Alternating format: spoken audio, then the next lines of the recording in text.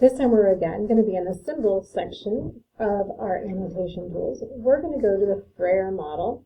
You can drag that Frayer model into your screen. Once it's in your screen, you can adjust it, toggle it, and resize it so that it's the size that you need. I kind of like mine to be large enough so that I can type inside of them. Again, we can change those background colors. Any color that you like, you could have. You could do school colors, anything like that. And then you can edit inside of your model.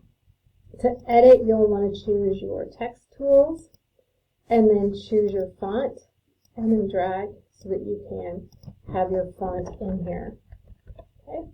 And then you'll do that for each one of the sections so that you can enter font here.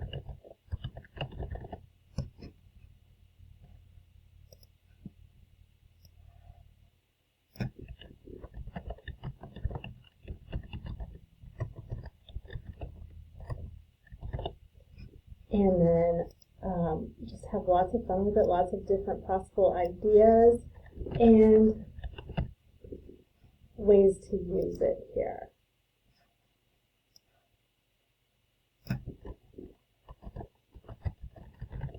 Okay, so that's the Frayer model, and that's one way that I use it.